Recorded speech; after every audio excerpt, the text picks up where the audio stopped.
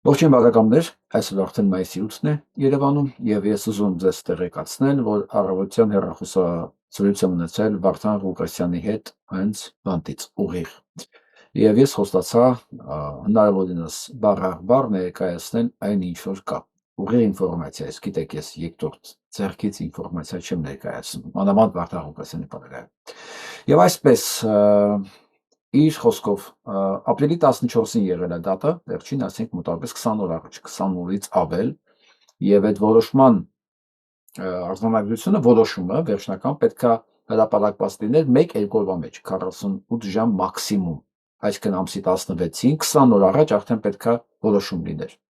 Թողում են, թե ինչ են անում։ Ընդ որում, ինչ են անում, արդեն պարզավոր արտաքսվում է երրորդ երկիր եւ տոմսն էլ արդեն ներկայացել են, որ հեսա պատրաստի տոմսը կա, տես, հիմա ստեղից թողում ես, մենք թռնում ենք, հեսա տոմսը, ու անընդհատ, ասում է տոմսի դատաներ ենք փոխում, հետաձգում ենք, մինչև որ կունենանք որոշումը։ Առ այսօր դատարանը ոչ մի ձայն չի անում։ Սա պրակտիկայում այտենց բան չկա, կա ժամանակ, որոշումից հետո, վերջի դատից հետո, որոշումը հրապարակել, մի մեծ բան չի, էլի։ Մի խոսքով, սա է իրավիճակը, եւ ասում եմ, բոլոր ապացույցները, որ ինքը կուսակցության նախագահը, վարչապետի առաջադրված տեխնացիա, մի խոսքով ամեն ինչ կա դատարանի մոտ, այդ առումով ոչ մի պակաս թուղթ չկա եւ ինքը մտածում է, որ եկող շաբաթվա մեջ, սա հենց Վարդան Ղուկասյանի աջակիցներին եմ ուզում տեղեկացնեմ, որ երևի կկազմակերպի ցույց հավաք հենց Լաս Վեգասում դատարանի առաջ սանկցիոներներ, իսկ թույլատրված, ասես ես պետք է թույլտվություն վերցնեմ, որ գան, որ ոնց որ արագացնեն այդ process-ը։ Ինչ որ այ հիմնականում ասածը սա էր, այնպես որ Վարդան Ղուկասյանի աջակիցներ Լոս Անջելեսում պատրաստ եղեք, ինքը ձեզ կդիմի այդ առումով, եւ ես նորից կրկնում եմ ու մնում եմ այն կարծիքին, որ այս դատավարությունը, այս ձերբակալությունը, այս քաշքշուկը, այս երկարաձգվելը, սա դիտավորյալ է եւ ալբոմ է դրա համար, որ Վարդան Ղուկասյանը չկարողանա անմիջական մասնակցել ընտրություններին։ Իսկ ինքը ոնց էր անմիջական մասնակցելու, հենց, ասենք, իր YouTube-յան ալիքը միայն բավարար էր, որ Փաշինյան Նիկոլի շրջապատի մարդիկ փախնեին Հայաստանից, հա, կոպիտ եմ ասում, ամոթից փողոց դուրս չգային, ասենք, վարկենական բացահայտվեին այն հանցագործություններն ու կրիմինալը, որ կար, ասենք, եթե վեդիում երեխեք են պղծում փետրվարի 12-ին, բայց մենք այդ մասին իմանում ենք, ասենք, մայիսի սկզբին, այդ Վարդան Ղուկասյանի պարագայում մենք կիմանայինք փետրվարի 13-ին, կիմանայինք նույնիսկ ով է, ինչ է, երբ է, որտեղ է, ինչ ձև է, ով է, նաև ով է երրորդ մարդը, որ միջև մեջ չեն խոսում դրա մասին։ Մենք այս մասին իհարկե կանադառնանք, ինչ եմ ուզում ասեմ, այս ամեն ինչից ժողովրդին զրկել են, որ հեղափոխական դժգոհության ալիքը շատ չվեծանա։ Ես պետք է ասեմ, որ այս առումով բավականին հաջողել են, ամեն դեպքում կարողացան Վարդան Ղուկասյանին պահել 1 ամիս, արդեն 4 տարի, 1 տարի 4 կամ 3 ամիս բանտում, ես վստահ եմ, որ չեն թողելու մինչև եւ ընտրություններ։ Այսինքն կամ ընտրություններից մի քանի օր առաջ կհրապարակեն որոշումը, այն ժամանակ էլ իհարկե միջև տեղափոխվի, միջև նոր միջավայր, միջև, հա, հասկանում եք այդ YouTube-յան ալիք, նոր տեխնիկա եւ այլն, արդեն ուշ կլինի ընտրության վրա ազդելը։ Սա է ծրագիրը։ Վստահ եմ, ես ամիսներ առաջ եմ ասել, հետևելով ընթացքին։ Մի խոսքով, սա է, ես խոստացել եմ, որ հնարավորինս հիշելով, որտեղ այս ժամին ես այդ վարկանին, որ ինքը զանգեց, ես մեքենայի ղեկին էի, ես չէի կարող ոգի ձայնագրել, դա համար ես հիմա բառացի եմ փոխանցում։ Հիմնական բանը սա էր։ Իսկ հիմա անցնենք մեր այսօրվա նորություններով։ Սկսենք Ռոբերտ Դե Նիրոյի խոսքով, որ ասում է մենք վերածում ենք նրանց, նմանվում ենք նրանց, ում այդ օրվա մեջ շփվում ենք, հա, եւ շատ զգուշ է պետք լինել այդ ընտրության հարցում, շատ ընտրողաբար է պետք մոտենալ նրանց, ում հետ մենք շփվում ենք, սա բացարձակ ճշմարտություն է։ Մանավանդ ես այսօր մի փոքրիկ տեսանյութ էի տարածել Instagram-ով, դες ամեն անգամ օրը մեկ անգամ ինչ-որ մի բան տարածում եմ, միջալոց ինձ կարող եք հետևել նաև TikTok-ով եւ Instagram-ով, հա, Եվ այդ կոմենտները մեկ-մեկ որ ես կարդում եմ, հասկանում եմ, որ սոսկալի է շատ ժամանակ, որ նայում ես մարդիկ ոնց են մտածում, մարդիկ ինչ են մտածում, մարդիկ ոնց են արտահայտվում, իրոք այդ կարգի մարդկանցից պետք է հնարավորինս հեռու մնալ, որովհետև դուք պատկերացեք, դուք մենք ինչի կվերածվենք, եթե մեր շրջապատում լինեն Նիկոլները, հա, Նիկոլա նմանները, մենք կամ մեզ վնաս կտանք, կամ կսկսենք նմանվել իրանց, ասեք ուրիշ տարբերակ չկա, այդ առումով շատ զգուշ է պետք, այո, ընձողաբար է պետք այդ հարաբերությունները պլանավորելուն։ Եվ այս առումով նաև շարունակեմ Winston Churchill-ի այն կարծիքը, որ ամենամեծ պրոբլեմը դեմոկրատիայի այն է, որ հասկանում եք, որ բարեկիրթ եւ կրթված մարդու եւ ասենք այն, որ ում մասին ես որ խոսում եմ, այդ կարգի մարդկանց ձայները համարժեք են։ Սա ամենամեծ թերությունն է դեմոկրատիայի։ Այո, սա սոսկալի է։ Նորից վերադառնամ այդ գրառումներին, որ ես մեկ-մեկ կարդում եմ, իմ ջերս պետք է այս առումով իմ դիտարկումն ասեմ, որ Փաշինյան Նիկոլին ես ուղղակի ցավակցում եմ եւ ընդհանրապես իշխող ուժին եմ ես ցավակցում, որովհետեւ որ նայում ես ովքեր են իրանց համար, հա, կռիվ տալի համացանցում, դու հասկանում ես, որ այնտեղ արժեքային իմաստով այնտեղ աղբ է, տեսեք ուրիշ բառ չեմ ասում, այն հայտնի բառը չեմ ասում աղբ, որի բանը բացում ես, պրոֆիլը բացում ես, մի հատ պրոֆիլի նկարա, հիմնականում 65-75 պլյուս կին կամ տղամարդ կամ մեքենա կամ ծաղիկա ու վերջ այդ մարդկանց կենսագրությունը դրանով ավարտում է։ Տեսեք, բոլորի պարտադիր չի, որ բոլորը սուպերակտիվ լինեն Facebook-ում, բայց երբ որ մարդը ակտիվ քաղաքական կարծիք է ուզում ունենա, հա, ուզում ես հասկանաս ով է ինքը ընդհանրապես, ինչա լսում, ինչա կարդում, ինչա նայում, ինչով է հետաքրքրվում եւ մարդու Facebook-յան էջը ամենալավ ձևերից մեկն է, դա մանա կոչվում դիմատետր։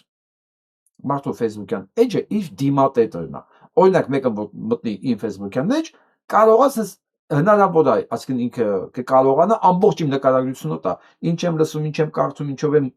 հետաքրքրված, ինչ եմ մտածում, հա, դիրքորոշում, ամեն ինչ պարզ է։ Ցանկացած մարդու դիմատետերը այդ Facebook կոչվածը իր արտասովորումն է, որ Նիկոլ Փաշինյանի աջակիցների դիմատետը ես մտնում, հասկանում ես, ընդ դեմք չկա, կենսագրություն չկա, դա համար եմ ասում, շնորհավորում եմ ճիվաղ, որովհետև ոչ մի կենսագրություն ունեցող, ոչ մի կրթություն, արժանապատվություն եւ ընդհանրապես կայացած մարդ չի կարող այս կարգի ոչնչությանը աջակցել։ Այսինքն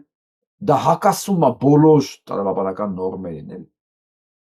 Իսկ եթե աջակցում է, հաստատ հետևում մի բան կա, ինչ որ մի բանի դիմաց է։ Եվ ես ուզում եմ ձեզ նաև տեղեկացնել ու հիշեցնել, որ կարող եք միանալ իմ Patreon-ին, հա, Վարդան Հակոբյան, patreon.com, ասես նայեմ, այնք, հա, ընդամենը patreon.com, Վարդան Հակոբյան, որ գրեք։ Ինչով է սա ձեռնտու, որովհետև ես այն որ դեռ մասսայական ասելիք չի, գրելու չի, ես կիսում եմ Patreon-ի մեր անդամների հետ, որոնք արդեն թիվը 66-67 արդեն հասել, օրական ավելանում է 3-4 օրվա պատմություն ունենք։ Մի խոսքով, ովքեր անդամներ են, կիմանան, նաև մենք սկսել ենք մեր ինքնաճանաչման շարժման արդեն մանիֆեստի ուրվագծումը, աշխատում ենք դրա վրա, բայց դրան կարող են ծանոթանալ բացառապես նրանք, ովքեր մեր համայնքի անդամ են։ Այնպես որ եթե իրոք մեկը հետաքրքրված է մեր ապագա վիճակով եւ դա վստահաբար ուզում է իրականացնի մեր հետ եւ վստահում է, խնդրեմ գրանցեք Patreon-ին, դա ամենամինիմումն է, որ դու կարող եք անել։ Սա մենակ աջակցություն չի, սա նաեւ տեղեկացվածությունն է եւ իդեաների գեներացվածություն։ Դուք ծանոթ կնեք ամեն ինչին։ Պլյուս դրանք դիտեք այն նյութերն ու տեսանյութերը, որոնք կան առանց գովազդի եւ որոնք դեռ մեծ տեսարանի համար չեն, այնպես որ հրավիրում եմ ձեզ գրանցել Patreon-ում եւ ծանոթանալ մեր ներքին խոհանոցին։ Եվ այսպես այսօր իմացա, որ իմ կողմից բավականին հարգված ես չեմ սիրում այդ բլոգեր ասվածը, բայց ինտերնետում շատ ակտիվ երիտասարդ Գևորգը, որը ռուսերեն հետաքրքիր ռեպորտաժներ էր անում, ես մի քանի անգամ նույնիսկ տարածել եմ այս եթերով, մահացած են գտել։ Ես պետք է ասեմ, ինքը շատ լուրջ գործ էր անում, շատ որակյալ ասկի եւ լեքսիկոնը, եւ ձայնը, եւ ներկայացնելու ձևը, եւ թեմաները, որոնք ընտրված էին, բավականին որակյալ եւ շատ բարձր մակարդակի վրա էր։ Եվ իրեն այսօր մահացած են գտել։ Մահացած են գտել նաեւ մեկ այլ Գևորգի, որը հանդիսացել է ամբողջ ընթացքում հայ-թուրքական բանակցությունների թարգմանիչը, այն էլ իր ավտոյի մեջ է մահացած գտնվել։ Ուղղակի նենց է ստացվել, որ այս պատահականությունների չեմ հավատում, բայց այն ապացույցներն էլ ձեռս չունեմ, որ ասեմ, սա ընկերան, ինչ էր Գրիշա Հայրապետովը, հա, վկա լինելով վերելակյան հանդիպումների եւ խոսակցություններ եւ ինքը այս կողմից պատահական մահացավ եւ Ալիևի ներկայացուցիչը այն կողմից միաժամանակ երկուսն էլ պատահական մահացան։ Սենց ուղղակի ամեն ինչ իմանալով այդ խոհանոցը բավականին տիրապետելով ես պատահականությունների չեմ հավատում, բայց չունեմ այն փաստերը, որ ես կարող եմ պնդել նաեւ Գևորգի պարագայում։ Ամեն դեպքում ես շատ եմ ցավում Գևորգի համար։ Եվ ես մեր երիտասարդներին կոչ եմ անում, հարգելի երիտասարդներ, իմացեք դուք ամեն մեկդ, ովքեր կարողանում եք արտահայտել ձեր մտքերը այսօր ինտերնետ տարածքում, դուք անփոխարինելի եք, անկախ նրանից ձեզ քանի հոգի է լսում հետևում։ Ես իմ կողմից պատրաստ եմ ձեզ բոլորին, եթե տեսնեմ թեմաների մեջ համընկնի, ես ձեզ ներկայացնեմ այս ալիքով որպես օգնություն ձեր ճանաչմանը, ձեր ավելի մատչելի լինելու, մարդիկ սենց շատ ձեր հետևել, որովհետև սա կարևոր է մեր ապագա պետականության համար, ընդհանրապես պետականաշինության համար, մատչելի լրատվությունը, ինֆորմացիայի մատչելիությունը, դա առաջնային է, որովհետև ինֆորմացիա մատչելի է, օրինակ չեն կարողանում մանկապարտության դեպքը թաքցնել, հա, եւ այդ քաշքի լիքը հանցագործությունները, չէ՞, բացահայտվում լրագրողների կողմից, հետո սրանք ստիպված են լինում արդեն որտեղ աղմուկը մեծ է, ինչ-որ ձևով անդրադառնալ։ Այս ամեն ինչը չի լինի, եթե լրագրողական դաշտը պասիվ լինի։ Իսկ Գևորգը առումով շատ կարևոր գործեր անում։ Այնպես որ հարգելի երիտասարդներ, ես կոչ եմ անում ուղղակի, արեք, շարունակեք Գևորգի գործը։ Եվ մի բան էլ եմ ուզում այդ առումով ասել, որ քանի որ իմ համար շատ կարևոր է, որ Հայաստանում եւ հայանպաստ ցանկացած մարդ գործարար, բիզնեսմեն, չգիտեմ, որոնք հայանպաստ գործունեություն են անում, ուղարկեք ձեր ինֆորմացիան ինձ։ Եթե դա նույնիսկ բիզնես է, ես ձեր բիզնեսներ կգովազդեմ իմ ալիքով, ցույց կտամ, խոսեմ դրա մասին, դրա դիմաց դու ոչինչ չեք վճարելու։ Ամենամեծ վճարը, որ ես կարող եմ դրա դիմաց ստանալ, որ մի քանի հայ ավել ձեր ծառայությունից կօգտվեն եւ դուք կհարստանաք Հայաստանում եւ ձեր հայանպաստ գործը առաջ կգնա։ Ես պատրաստակամությունս եմ հայտնում, դա կլինի ուսումնական ծրագիր, on-line խանութ, ինչ ուզում լինի։ Ուղարկեք ինձ ձեր տվյալները եւ ես կաշխատեմ հայկական միջավայրում, իսկ մեզ լսում են Չուկոտկայից մինչև Նոր Զելանդիա,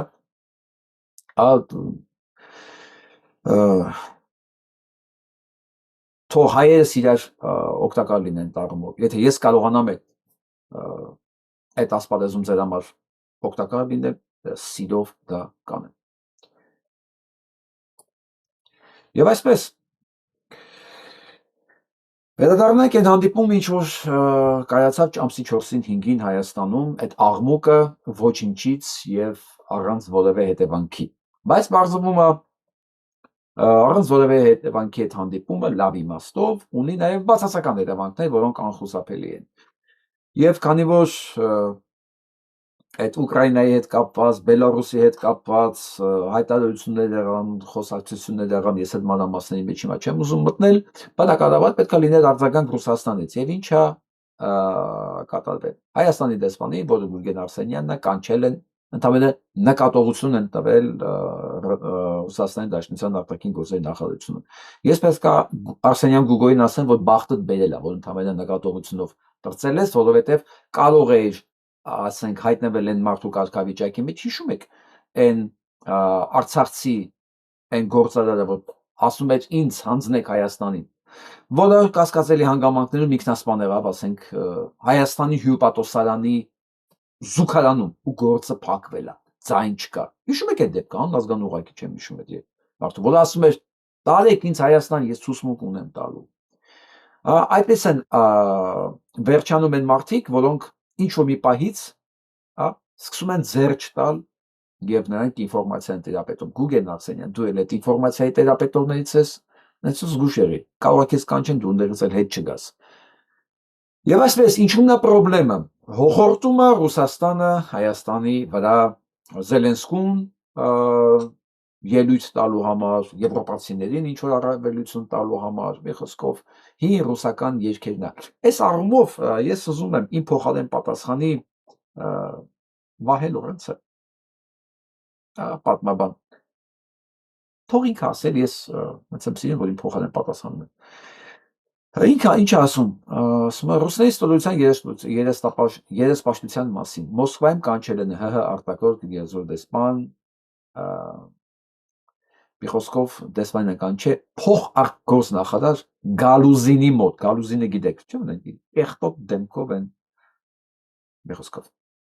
Դիվանագիտական առաքելության ղեկավարին հայտարարվել է ԵՄ Հովանու ներքո վերջերս անցկացված միջոցառումների շրջանակներում Հայաստանում Կիևյան նացիստական ռեժիմի պարագալով Զելենսկու Ռուսաստանի ասել ահաբեկչական սպառնալիքներ հնչեցնելու համար ամբիոն տրամադրելու կտրականապես անընդունելության մասին։ Մի խոսքով վրդովությունն են անցել, իրենց ասենց ասեմ, դատապարտել են այդ ամեն ինչը, հիմա հիմնականին ասեմ։ Ինչ ասում, տո այ անբադորսներ։ Ձեր սիրախաղը Էրդողանի եւ Ալիևի հետ հայ-ռուսական հարաբերությունների գործընկերային բնույթին համապատասխաներ, թե Արցախում թուրքերը համատեղ հակահայկական ձեր ու թուրքերի համար խիստ հաջող գործողություններն են մեզ համար ընդունելի։ Երբ թուրք եք տեսնում հուզմունքի չոքում եք դեմները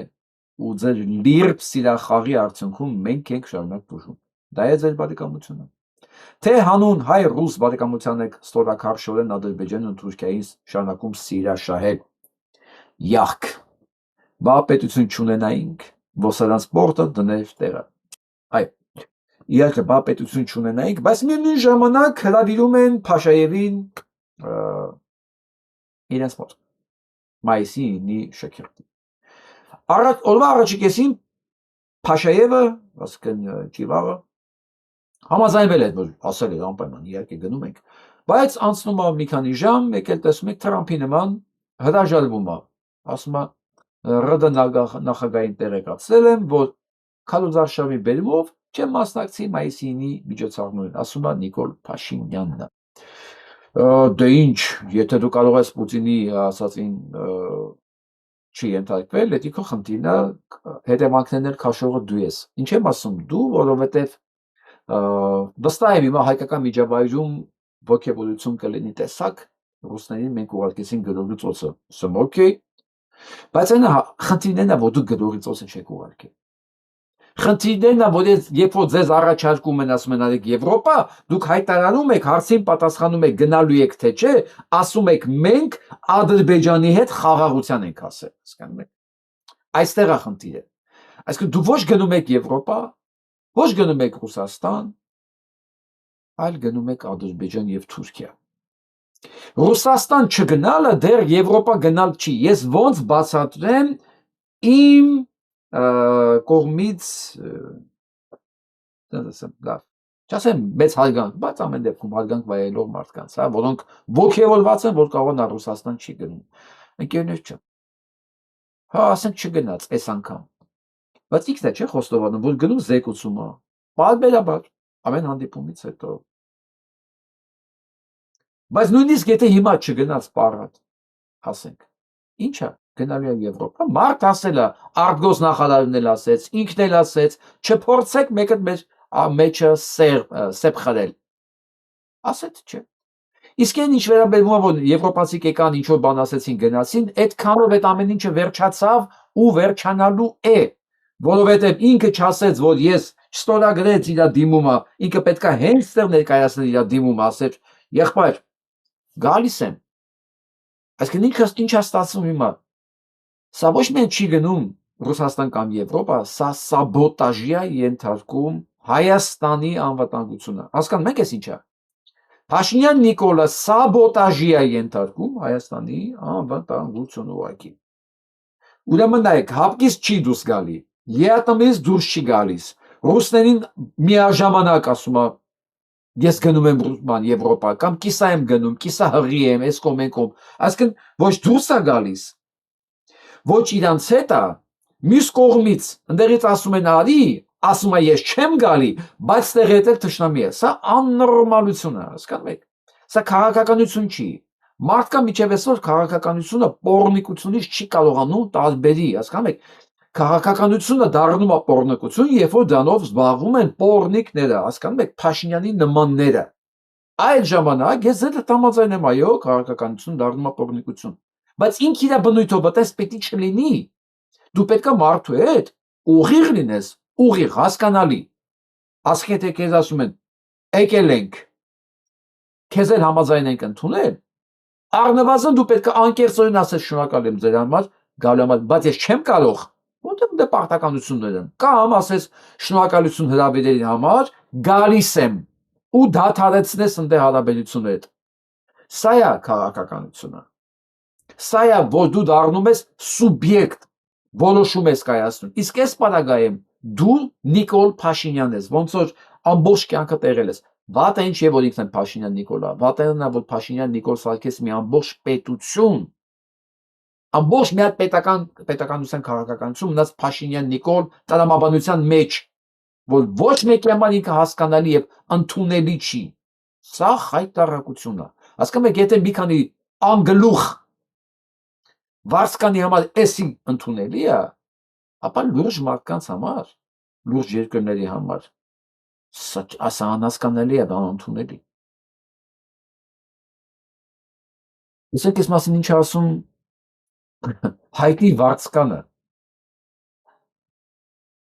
Российское государственное телевидение буквально сорвалось после саммита в Ереване. Тон российских пропагандистских эфиров крайне возмущенный. Пашиняна обвиняют в антироссийском курсе, Европу в попытке превратить Армению во вторую Украину. А сам саммит Европейского политического сообщества в Ереване российские пропагандисты называют прямым вмешательством в армянские выборы. Но если отбросить пропагандистскую риторику, главное здесь другое. Москва показывает, насколько болезненно она воспринимает сам факт того, что Армения выходит из ее исключительной сферы влияния. Վերջ, այստեղ ուզում ես ասես, հրայք, փագի բերանդ էլի։ Դու ամբողջ կյանքդ ոնց եղել ես Սերժ Սարգսյանի պրոպագանդիստը, հետո Նիկոլ Փաշինյանի պրոպագանդիստը, դու տենց էլ մնացիր պրոպագանդիստ։ Հայաստանը ոչ միտեղ ոչ գնումը, ոչ էլ դուրս է եկել։ Մի խափեք այս մարդկանց։ Հարգելի ընկերներ, մի խափեք ինքներդ ձեզ եւ մի խափեք մարդկանց։ Ես 10-0 կողմ կլինեի, եթե տենց կլինի, բայց գնացողը ասում է գալիս են, դիմում է տալիս են, որում այն դիմումը, որ 2 տարի առաջ արդեն պետք է դրել սեղանին։ Հետո անցած տարի ես մարտին կանչեցին, ասին բեր դիմումդ, գնաց ասած դիմում չեմ բերել։ Եկել էին դիմումի հետևից, ասեց էլի չեմ տալիս։ Ու վերջ, Իտալիան գնաց իրագործելով Ադրբեջան, Գերմանիան իրագործելով Ադրբեջանում, իրանք Ադրբեջանի հետ ունեն կարևոր գործարք, Հայաստանը իրենց համար գոյություն չունի։ Հայաստանը հետաքրքիր է բացառապես եվրոպական երկրներից, միայն Ֆրանսիայի մենակ Մակրոնին է դել, Մակրոնի մակարդակի վրա։ Որովհետև եթե եկավ հաջորդը Լպենը, այն ինձ Նիկոլ Փաշինյանի մասին չէր ուզում լսի, ոչ էլ Հայաստանի։ Մակրոնին է զուտ էնի հետաքրքիր, այն էլ ստեղից Հայաստանից ուզեցել էր Թուրքիայով գնա նախորոք համաձայնեցել էր այդ ամեն ինչը, այնտեղ ասել են չի մի մտի Թուրքիա։ Մենք չի որ դաս։ Մենք դա մասին խոսանք ամեն դեպքում, հեսա մանրամասն, բայց մի խափեք մարդկանց։ Մի խափեք, այս որ դուք ցուցադրում եք, որ իրանք եկան այդ սամիթը արեցին, այդ սամիթը տարվա մեջ 2 անգամ ամեն երկրում էլ անում են, էլի։ Հեսա Ադրբեջանում էլ կանեն 28 թվականին։ Եվ ինչ Ադրբեջանը մտավ Եվրոխորհուրդ, հա, գնաց Եվրոպա։ Չէ, իհարկե։ Իսկ Հակոբ Բադալյանի դիտարկումը ընդհանրապես հետաքրքիր է։ Ու շատ ճիշտ, ես այդ մասին չէի մտածել, ասում եմ գագաթնաժողովն առավել հակաամերիկյան էր, քան հակառուսական։ Եթե այնտեղ նույնիսկ հակառուսական ինտոնացիաներ կար, ասենք իդեմս Զելենսկու եւ Տիխանովսկայա է, որ եկել էր, բայց ինքը իր բնույթով ավելի շատ հակաամերիկյան էր։ Որովհետեւ ովքեր որ հավաքվել էին բանում Հայաստանում, Կանադայի վարչապետից սկսած, որ ինքը չգիտես ինչ եկել, լավ որ եկել է, դա, բայց ասենք ինքը ակտիվորեն միացել է Եվրոպային, որը հակաամերիկյան կոալիցիա է ինքը։ Ես բան չի օրինակ Թրամփը չի բան մատ թափ տալի Նիկոլի վրա ասի, ալա ես ինչ հակաամերիկյան բան ես անում, հա։ Որտեղ Թրամփի հետաքրքիր չի։ Իսկ Ռուսաստանը սա օգտագործում ուղղակի դա տեղեկատվական աղմուկ են, որում այսօր ցուցադրել են հանգամանորեն պատմել են ով է Փաշինյան Նիկոլի պապը։ Իրականում մենք բոլորս գիտեինք, չէ՞, որ դա դավաճան է եղել։ Այսօր հանեցին, ասեցին այո, մենք գիտեինք, սա 43 թվականին Վերմախտի կողմանցած, գերմանացիների կողմանցած, սովետական ժողովրդի դեմ կռված մարդ է։ Այո, այս էլ արխիվային փաստաթուղթ է, այս էլ իր պապը։ Այսինքն դավաճանությունը սրանց պապենական է գալիս։ Թող ոչ մեկ այսօր չասի, որ ինքը բան էր, նացիստների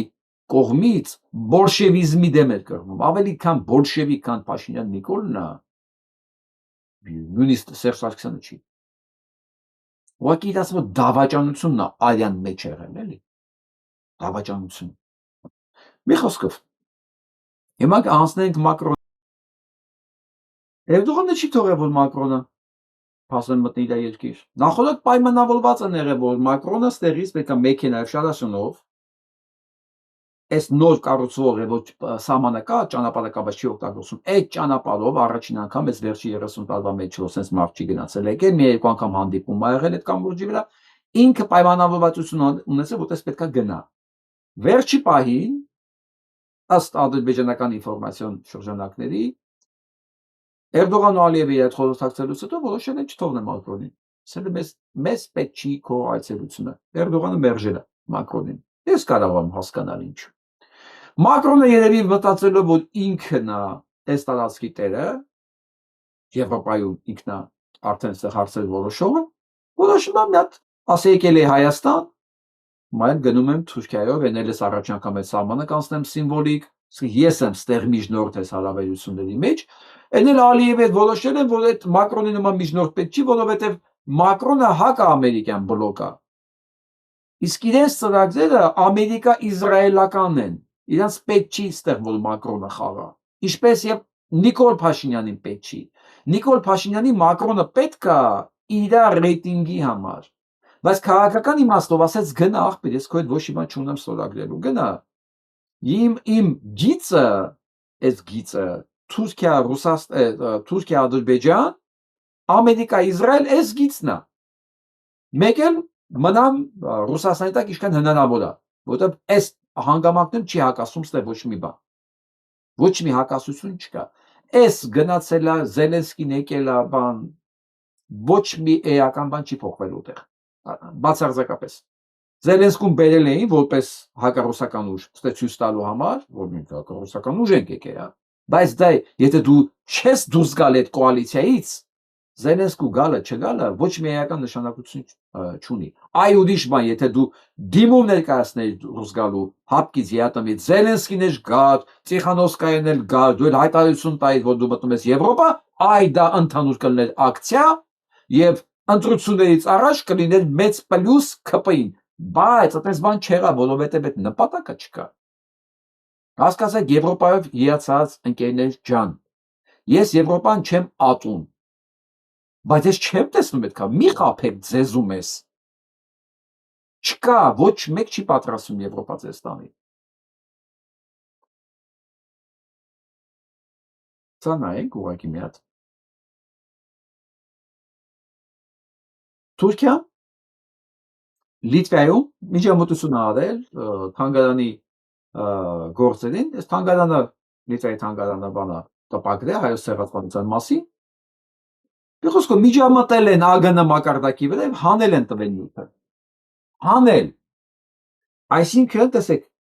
Թուրքիան Լիտրայում, որը ճանաչել է Հայոց ցեղասպանությունը, կարողացել է հասնել նրան, որ այնտեղ տպագրված նյութը հանեն։ Այսինքն Հայաստանը որ հրաժարվում է այս process-ից, Թուրքիան ասում է հարձակման։ Այսինքն այն երկրները, այն թանգարանները, այն կենտրոնները, որ ունեն փաստեր ցեղասպանության մասին, աշխատություններ, նյութեր կարող են ցույց տալ, բաներ անել, նրանք նույնիսկ իրավունք չունեն այդ մասին խոսալու, որովհետև Թուրքիան կարողանում է նրանց ճնշի։ Մի կողմից չեն ուղիղ ճնշում, բայց մի կողմից հասկանում են, որ դա մեր համար գիտես ինչ բան է, անցանկալի բան է, անցանկալի հանգամանք է։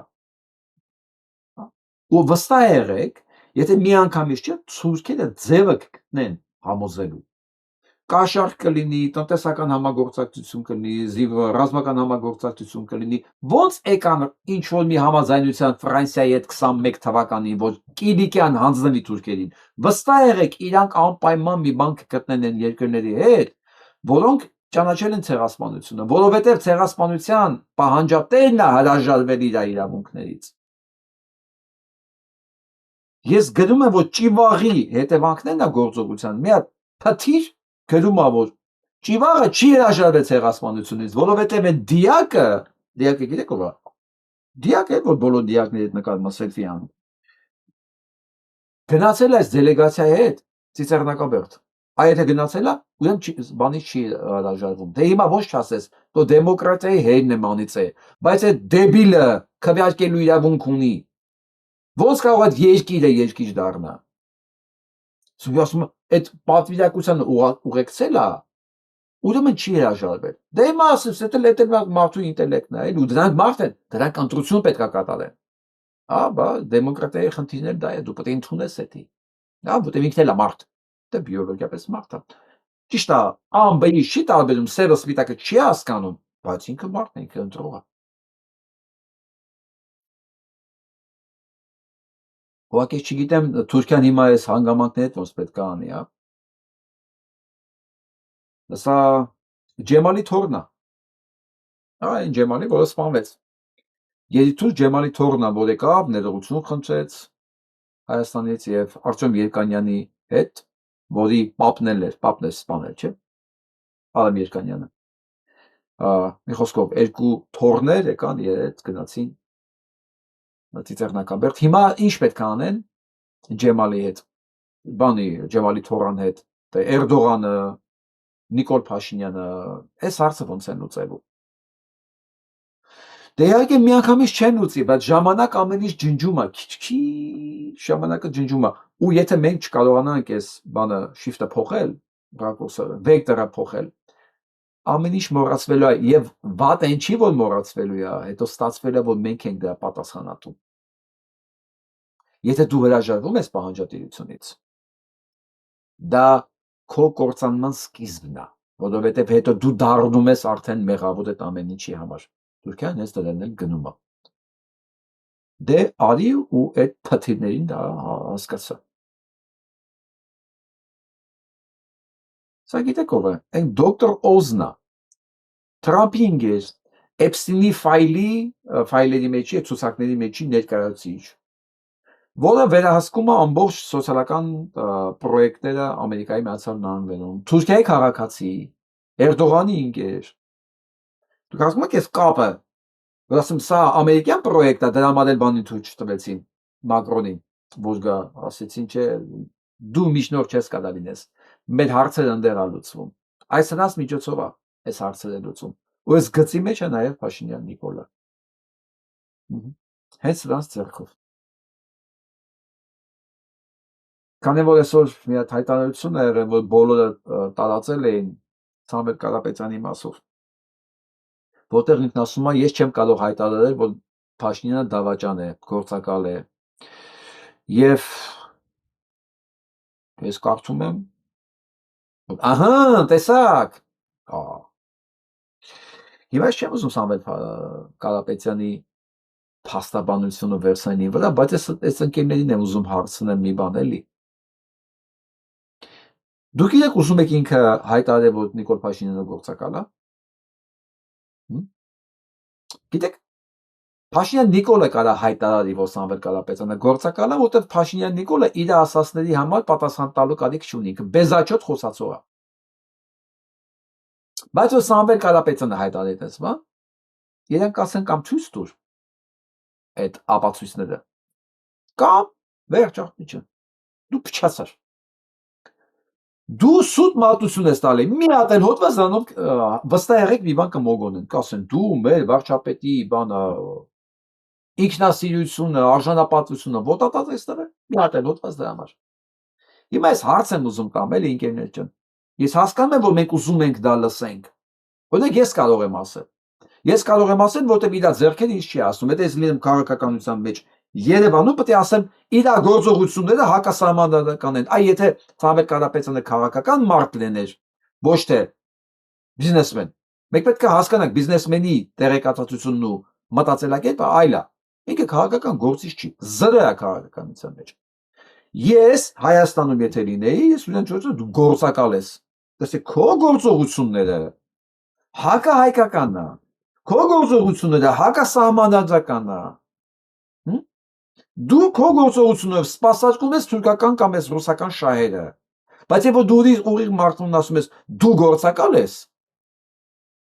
դե ապացույց տուր։ Հասկանում եք, հիշում եք մի քանի տարի առաջ մեկն էլ բեղավոր բեղլուկար գրել էր բան մեկի Հարություն Բաղդասարյանի մայր։ Ես ապացույց ունեմ Հարություն Բաղդասարյանը գործակալ է։ Ասել է շատ լավ։ Իրավաբանը Հարություն Բաղդասարյանի համար ասել է շատ լավ։ Տուր ապացույցներդ։ Ու ինքն էլ ասել է ես ապացույցներ ունեմ։ Ասել են դե տուր։ Ինքը փոխանակ ապացույցները ներկայացնել, ստատուսներ ջնջել։ Հա, տես մարդիկ էլ կան։ Դե մեզ հարց եմ տալի։ Դուք ուզում եք բոլորը տենց լինեն։ Այդ կարգի սեփական խոսքը չհարգող,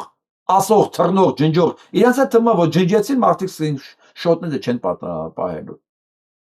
Ամեն մարդ չի որ այսքան անպատասխանատու է իր խոսքի, իր հայտարարությունների համար։ Հիմա դες ստացեց որ Սամվել Կարապետյանը պաշտպանում բնավ։ Որ ինքը ասի Սամվել բանը Նիկոլ Փաշինյանը դավաճանը ուղիղ ասի։ Դա պետք է ասեն, հիմա փաստերն է ցույց տու։ Այ որ ասի գործողություններն են դավաճանական, ասի որ ինքը քաղաքական գործիչ է, դες պետք է ասել էլի։ Հիմա ես օգնում եմ ընկերներ, եթե ուզում եք կոնկրետ ասեք սա ով է, գործողությունների մասին խոսացեք, հղում արեք ի վերջո կներեք էլի բարես համար։ Գյորս չեմ տանելու, այսքան աշխատանք դրա համար է, չէ՞ արված։ Մտնում եք այս կայքը, հարգելի լրագրողներ, կուսակցության ներկայացուցիչներ, մտնում եք arm justice arm հայ արտարադատություն.com ու եթե ուզում եք Նիկոլ Փաշինյանի մեղադրանք ներկայացնել, վերցնում եք ստեղից 15 հատ հոդվածով բդեն բան կա, գործեր կա, ցանկացած մեկը վերցնում եք ու ներկայացնում եք սրա որպես մեղադրանք, ճիշտ է հələ դատարանը չի բան հաստատել որ սա ինքը հանցագործ է, բայց դա չի նշանակում որ դա չի հաստատել որ ինքը հանցագործ է, այնի հանցագործ չի, բայց սա մեղադրանքը որտեղ հղում կա օրենքներին, բան, մի խոսքով հիմնավորված է, ինչու եք մեղադրում։ Այ եթե Սամվել Կարապետյանը բան է ուզում ասի հաջորդ անգամ կարող է ուղղակի հղում տա։ SS-ը բաների վրա ինք իր գործողությունները հակասահմանադրական են, դավաճանական են, հա, այլ երկրի շահերին սպասարկում այս գործով։ Այն ժամանակ ոչ մեկ չի կարող ասի, հոպ, դե ապացույց ներկայացնեմ, այս ապացույցը։ Այս գործողությունները, այս շահառուները, այս գործողությունները, այս օրենքները, որին հակասում է։ Վերջ։ Անեցօր ես հասկանում եմ, որ քաղաքական դաշտը վերածվել է բանի գլադիատորական կռվի, ինձ դա դուր չի գալի, ես նույնիսկ կռվի մեջ պետքա չեսնի, ազնիվ լինել, էլի։ Կռվի մեջ մարդ պետք է ազնիվ լինի, էլի։ Փոքր ժամանակ մեր մոտ տես բան կար, չգիտեմ կարող չկա։ Կռվի ժամանակ ուժեղ տղեն քաշ չէր վերցնում ձեռքը, դանակ չէր վերցնում, չես ներկրվանում, էլի։ Եթե իհարկե ասենք 10 հոգով են չեն արձակվել, էլի։ Տենց բան կար, էլի, ասպետական բաներ կար, չէր կարելի, էլի։ Հիմա հասկանում եք, եթե մենք այդ սահմանները անցնում ենք, ուրեմն պետք է պատրաստ լինենք, որ մեր նկատմամբ էլ են դա անցնելու։ Ես իմ ոչ մի թշնամու հակառակորդի նկատմամբ ես այդ գործիքակազմը չեմ օգտագործում, որովհետև դա համարում եմ իմ համար արժանապատվությունից ցածր։ Եթե ասելիք չկա կոնկրետ, հոդինելը կեղտոտ գործիքներ օգտագործելը իմ համար անընդունելի է, նույնիսկ թշնամուս հանդեպ։ Փաշինյան Նիկոլ իմ թշնամին է, ազգից թշնամին է, բայց ցանկացած բանին որ ասում եմ, տակը դնում եմ այդ հիմքերը, որ հանկարծ ոչ մեկ չասի, այս ինչեր ասիր, այս կայքն էլ դրա համար է ստեղծված։ Իմ ամեն օրվա, մեր ամեն օրվա աշխատանքը, հա, հենց սրա համար է։ Մտեք օգտվեք, ընկեր քաղաքական գործիչներ ու լրագրողներ, ձեր համար է։ Իսկ հիմա գնանք այդ խայտարակ դեպքերի հետևից։ Ուրեմն ինչ ունենք մենք։ Ունենք կազմակերպված հանցագործություն։ Սա չափազանցություն չի։ Մասնակից 3 հոգի, 3 հոգին արդեն կազմակերպված հանցավոր խումբ է, որը զբաղվել է մանկահասակ երեխաների պղծմամբ։ Երկուսը ձերբակալված են, երրորդի անունը ոչ մեկ չի ուզում տա։ Մեկը վաղ թե ուշ էսի դուրս է գալ։ Այ եթե Վարդան Ղուկասյանը դուրս լիներ, մենք սա վաղուց իմացել էինք։ Երրորդը պետք է բացահայտվի, բայց այդ երկուսը փետրվարի 12-ից կատարած լինելով աններելի հանցագործություն, այսինքն սա շատ երկրներում մահապատժով է ավարտվում այս կարգի հանցագործությունը, հա։ Բայց նույնիսկ ձերբակալված չեն եղել։ Եվ շնորհիվ լրագրողների, մասնավորապես Սյուզան Բադոյանի, Անի Գևորգյանի, կարծեմ Լիաներ այդտեղ թողներեն, ովքեր այնտեղ այդ գործում լումա են ունեցել, ներդրում են ունեցել, ես կարող եմ իրանց անունները չտամ, բայց ի շնորհիվ այս լրագրողների, որոնց ես շատ շնորհակալ եմ, քնչականը ստիպված եղավ երկար ծածկելուց հետո, ծածկադմփոց անելուց հետո, խայտարակ պահվածքից հետո ձերբակալել։ Հիմա արդեն հասկանալի է ինչի չէին անում դա, որովհետև դրանցից մեկը պարզվեց Պաշտպանության նախարարության ինչ որ աշխատող է։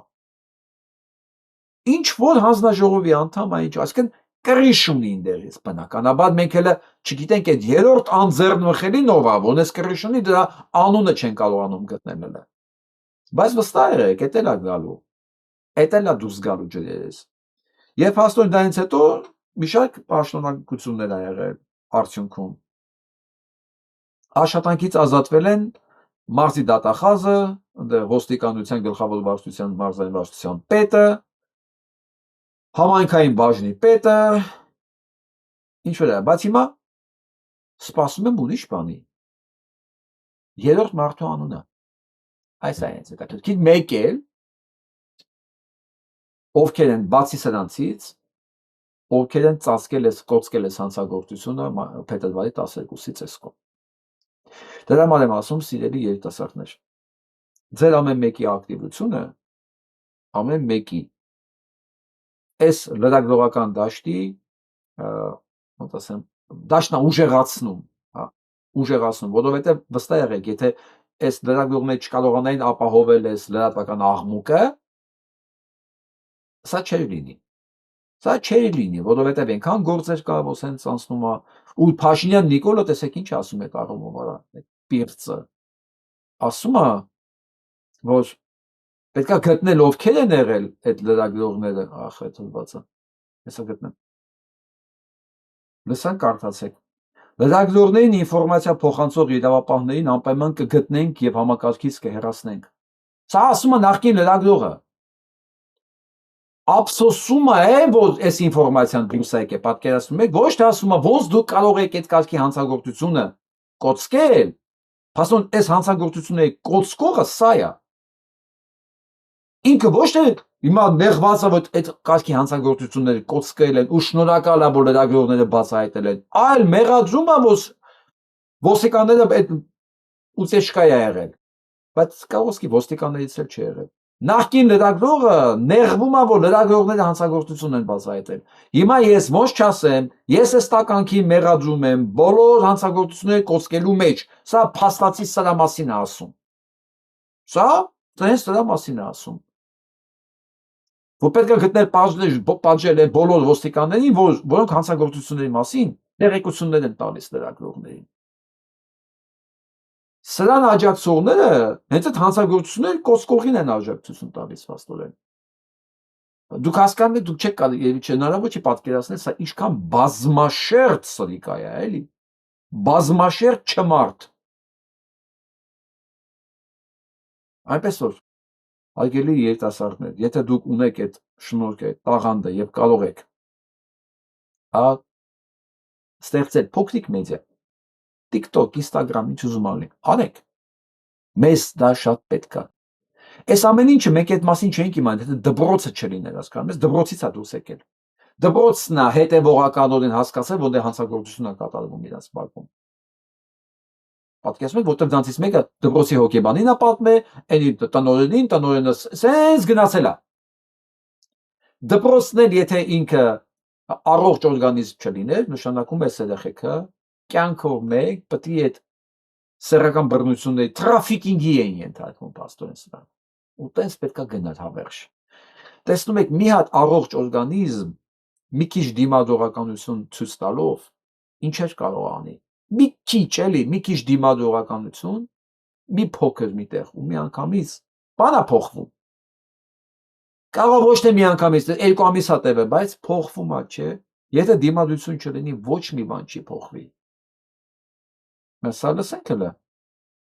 Ամիսներ առաջ են ներկայացրել ու այդ հարցում ոչ մի, այսինքն կասեցում չեն արել, ինչ որ բան չեն արել ու ուղղակի բռնել թողել են իրանց ձևով, չգիտեմ, հիմի օրենքը ինչ սահմանում է գործում, որ ճիշտ ու սխալ անգամ չեն ջոգում, որ բաց են թողել այն հրահարելով հորեղբորը, որ հորեղբերը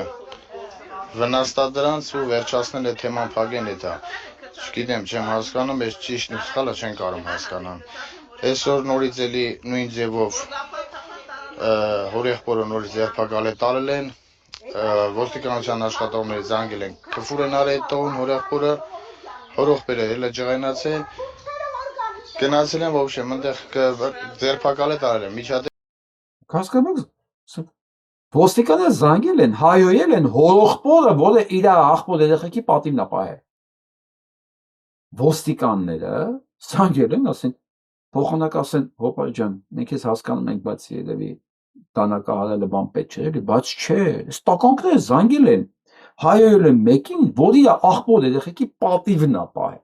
Պատկերացնում դրանք ով են։ Այսինքն սրանք այն մարդիկ են, դա բնականաբար տղամարդ են, չէ, որոնք սենց են ընդունում, իրանց երեխեքին կարելի է բռնաբարել, եւ իրանք վրեժխնդիր չեն լինելու նրանց հետ, ով իրանց երեխեքին պրծի։ Իրանք դեմ են դրան։ Այո, դե լավ պրծել էլի, ինչ կարելի է, ինչ իմաստ ունի, ինչ կարիք կա ընդվզել։ Եղել է էլի։ Մանավանդ որ վաղն էլ ալնելու, մյուսօրն էլ ալինելու, եթե դեմը չառնես։ Այ ինչ անենք։ Հա։ Հասկանում եք դրանք ով են։ Այնպես որ լրագրողներ ջան, մի հատ էլ պարզեք այդ միլիցեքն ովքեր են այդ մուսռները, որ զանգել են, հայոյել են այդ,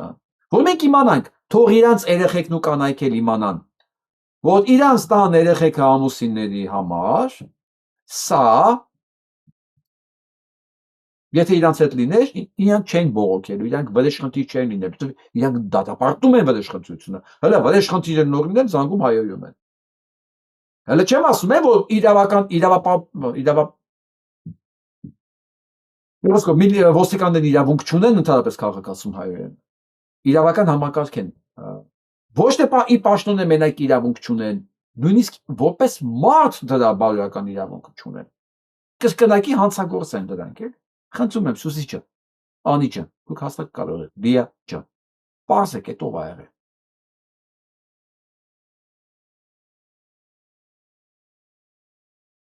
Մի ասած բան կա, չէ։ Փտիր կա, ասենց Երևանն ա ղեկավարը։ Նույնիսկ Տիգրամեծի ժամանակ նման բան տեղի չի ունեցել։ Այդ հայ ազգի պատմության մեջ եվրոպական համայնքի գաղափարական միջոցառում չէ։ Ուղղակի ինքը պուճուր է եղել այդ ժամանակ։ Հա, ուղեղն էլ չորացել է արդեն, հիշողություն չունի, երեկվա կատարված էսի չի հիշում, նարկոմանա չէ։ Ինքը չի հիշում դες բաներ։ Այս տխմադին ասեք, արա, այ ապուշ, Արցախը հանձնելուց առաջ 200 հոգի ֆրանսիայից ներկայացուցիչ կան։ Արցախում այն կարգի միջոցառում են արել, որ ոչ միտեղ երբևէ դες բան չէ եղել։ 200 ներկայացուցիչ մենակ Ֆրանսիայից էր եղել այնտեղ։ Բայց դա չխանգարեց, որ դուք Արցախը տայիք։ Այս նարկաման ուղղակի մենակ Տիգրան Մեծյանն ասել։ Երևի իր նման ապուշներն էլ կան, որ այս խոսքերին հավատում են։ Դե բնականաբար իրանք պետք է հավատան, նորմալ մարդասան ոսկե հավատան։ Բայց ան ասեք, Արցախ հանձնելուց առաջ 200 արցախցի ելնել, 200 ֆրանսիացի ելնել։ Արցախ ասացի, մի տեսնգանա, տեսնք երբ չլսենք։ Նարկվող մեր հայրենակիցներ ջան։ Ուրեմն այս լայվը ինչի համար եմ մտել, ավելի շուտ այս ձայնագրությունը ինչի համար եմ անում։ Facebook-ում այս կառավարություն կոչված վախկոտ նապաստակները իմ լայվս անջատել են, չեն կարողանում լայվ մտնել։ Ուրեմն տեղեկ ասեմ, թե այս լայվս ինչի համար եմ, հիմա այս տեսա ձայնագրությունը ինչի համար է ժողովուրդ ջան։ Մեր Սփյուռքում գտնվող հայրենակիցներ ջան, ուրեմն պատերազմի ժամանակ, երբ որ դուք այն սամայլոտներով ինչ որ ուտելիքներ եք ուղարկել, հագուստներ եք ուղարկել, միլիոնավոր դոլարներով գումարներ եք ուղարկել, ուրեմն հիմա այս պահը ֆակտ է, պարզ թե դուք որ ուղարկել եք, ուրա գնացել եք ամեն ինչը։ Ուրեմն այս ձայնագրությունից հետո ես կգցեմ այն ձայնագրությունը, թե այս ապրանքների մյուս հազարավոր ապրանքները թե որտեղ է հայտնված եղել։ Բայց հիմա ես ցույց տամ, թե դուք ինչ եք ուղարկած եղել ու այս ապրանքները որտեղ է հայտնվել ու ես հիմա ինչ եմ անելու այս ապրանքների հետ։ Ուրեմն ցույց եմ տալիս մոտիկ արի Արամ ջան։ Ուրեմն նայեք։ Մեր հայրենակիցներ ջան։ Ուրեմն ձեր ուղարկած օգնությունով թե դուք հիմա այս ապրանքներն եք ուղարկել, թե դուք ուղարկել եք գումար, այդ գումարով գնվել է այս տվյալ ապրանքները մեր սահմանում կանգնած տղաների համար, բայց իրականում չի հասել սահմանում կանգնած տղաներին ու այս ապրանքները 2026 թվականին, այսինքն 2026 թվականին դա էլ ասեմ, ապրիլի 24-ին Եղեռնի օրը առավոտյան ինքը հայտնվել է Մասիսի դաշտերում որևէ միտեղ։ Մասիսի դաշտերում որևէ միտեղ է հայտնվել, որը որ մենք գնացել ենք մեր հողատարած եւ տեսել ենք այս ապրանքներից ամեն ապրանքից մինիմում 1000 հատ։ Ես իմ թե լայվ եմ մտել մի այլ էջով եւ տեսա ձայնագրությունը մեզ գիշերով ուղարկել, խնդրել եմ մեր հայրենակի ապրանք։ Ես այս ապրանքները իմ ձեռքով հանձնելու եմ սահման պահող տղաներին ու անպայման տեսա ձայնագրությունով շնորհակալությունը անպայման ձեզ ուղարկելու եմ։ Շատ մարդիկ ասեցին, Արտակ ջան, այս ամեն մի հատը, Արամ ջան, մի րոպե մոտիկ արի, տեսեք։ Մի քիչ հեռվից նկարի, ամբողջովին նոր է, ամբողջովին նոր։ Չի կարա որևէ մեկը ասի, որ սա օգտագործած ինչ որ մի ապրանք է։ Նայեք, ամբողջովին նոր, յարլիկները ցույց տամ, նայեք։ Ինքը նոր, ամբողջովին նոր, սա իրանց այսպես ակուրատի վերել եք, այս ցելոֆաններից հանել եք, սա Պատկերում եք պիղծեն սան։ Ինջալոց այս առումով Արություն Բաղդասարյանը հեսա ճիշտամ դիմում է պատրաստել, մենք ունենք արդեն նա տեսնեմ որն է սոցիալ-գլխավոր Եվրոդատարան, Արցախի հուշարձանների ոչնչացում, ցեղասպանություն, ուրացման, անօրինական տարածքներ անձնելու մասին։ Էսա գտա այդ դիմումը գնացել Ալմամիրի մարզի դատախազին արդեն դատախազությունից տեղեկացել են, որ ձեր քննարկման են ուղարկում 26 թվականի ապրիլի 27-ին Արարատի մարզի դատախազության ստացված փաստաբան Հարությունյանի կողմից ներկայացած հանցագործության մասին հաղորդումը խնդրում եմ հանցությունների մասին ներկայացնել հանցին ու բանը փոխանցել են մարզի դատախազին ուրիշին գնացել է մենք հիշում ենք 24-ին եղել է հայտարարությունը 25-ին Հարություն Բաղդասարյանն արդեն ուղարկել է 27-ին մենք պատասխան ենք ստացել որ պատճենը գնում է այդտեղ չեմ ուզում ասում մենք օբյեկտիվորեն օպերատիվ շատ աշխատում ենք որպեսզի ոչ մի հանցագործություն անպատիժ չմնա սա մեր արխիվում է այս ամեն ինչը ոչինչ ոչ միտեղ չի կորել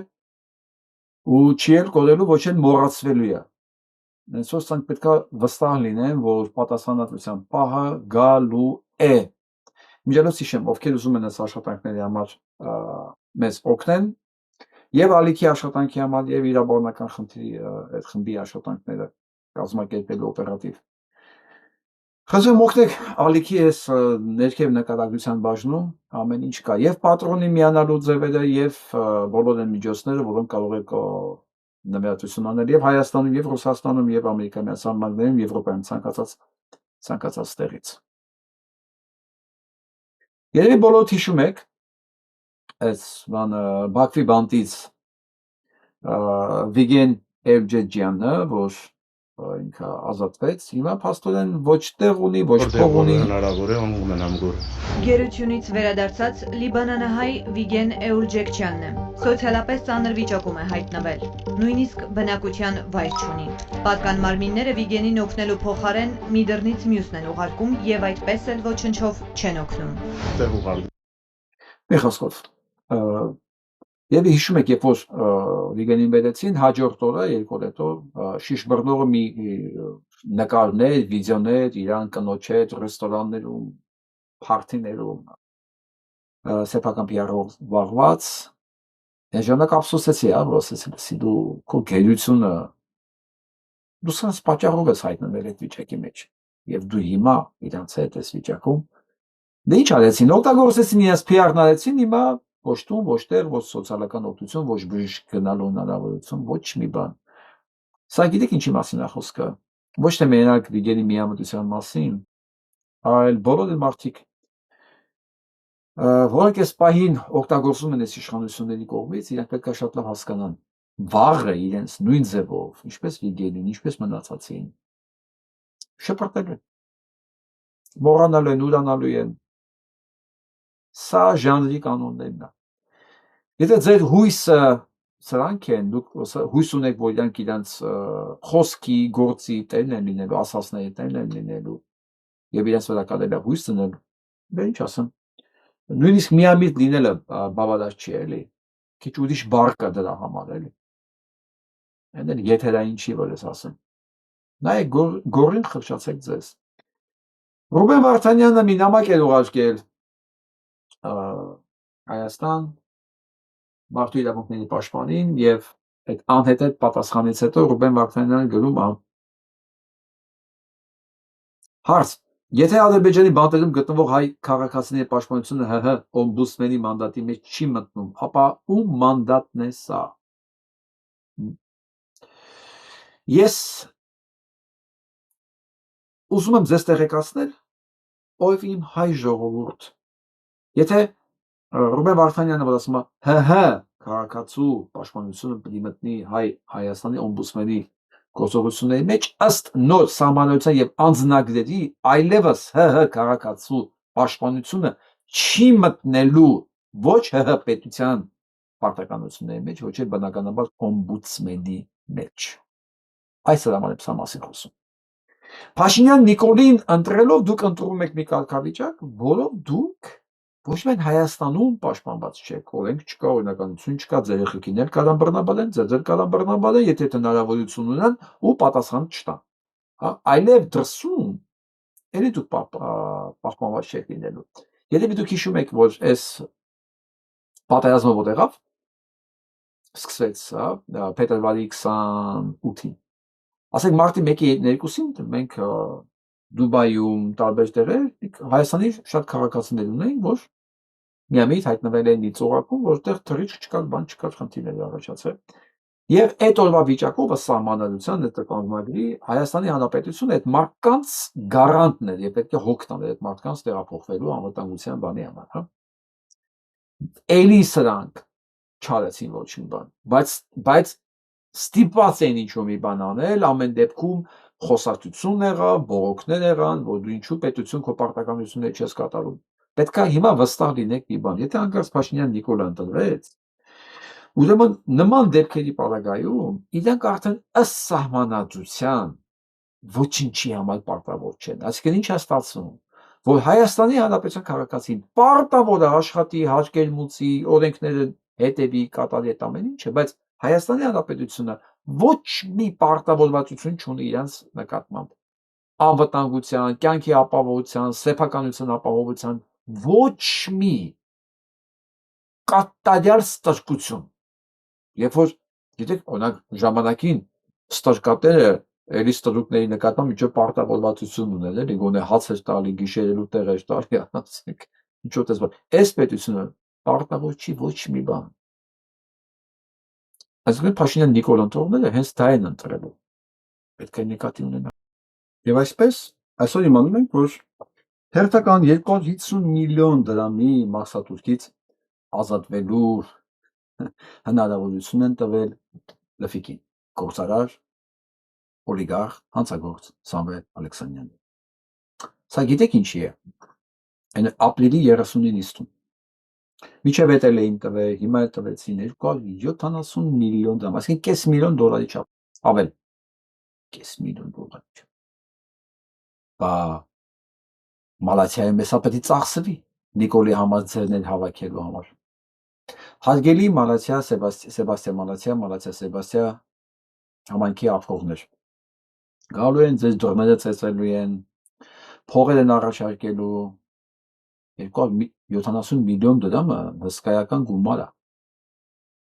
Սա հենց նես չի արվում հիմա։ Այդ փողը իրան տալիս են հարկային արտոնություն ու դնում են դեմը։ Մի այսքան էլ կդնես վրան, միլիոն, 2 միլիոն դոլար ու ձայն կապահովես ինձ քո տարածքում։ Այո, ձեր փողերով, ձեր հարկերի հաշվին իրենք իրենց ձայն պետք է ապահովեն։ Ես չգիտեմ մարդ ինչ պետք է լինի մարդկային տեսակով, որ իր երեխու ֆիզիկական գոյությունը վաճառի։ Սա նույնիսկ բան չէ, խիղճ բան, տես բաների մասին չեմ խոսում, ֆիզիկական գոյության մասին խոսքը։ Հանրապետականների ժամանակ դա խիղճներ, ապագան, սան ժամանակ դա ֆիզիկական գոյությունն է։ Ես չգիտեմ, քանի մարդ է դիմանալու գայթակղությանը, որ իր երեխուն չվաճառի, սրանք սա վաճառել են։ Բոլոր, ով Փաշինյան Նիկոլ Անդրում, բոլորը վաճառել են, ամենը ինչ-որ մի բանի դիմաց։ Շատ քչերը ուղիղ բացակայության արդյունքում, շատ քչերը, մնացած ինչ-որ մի բանի դիմաց վաճառել են։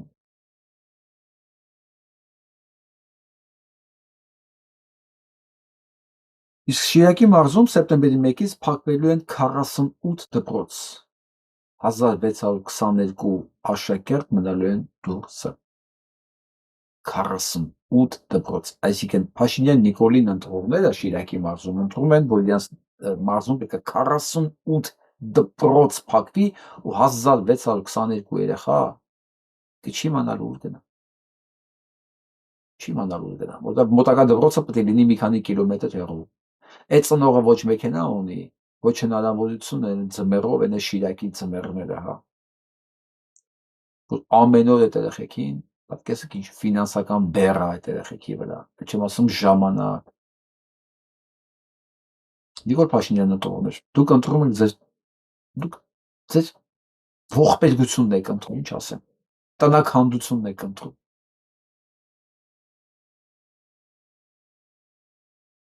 Ուղղակի հիշեցման կարգով, էլի, տեսեք ինչ գիրք են գտնել։ Սա ուրեմն 1898 թվականում է,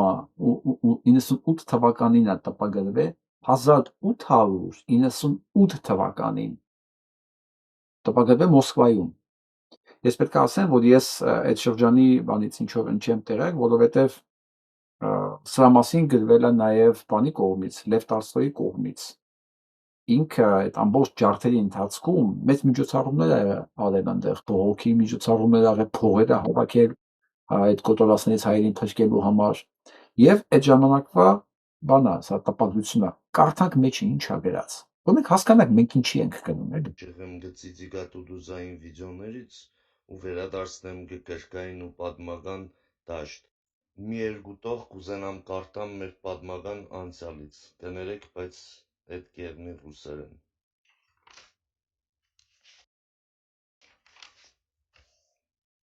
Ուզում եմ այնպես կարդամ, որ դուք էլ ինձ հետ ընթերցեք։ Когда убивали молодых и старых, предварительно их обезоружив, когда насиловали женщин, отрывали им груди, четвертовали детей на глазах у родителей, сожгли до 3000 несчастных, собравшихся в соборе в Урфе.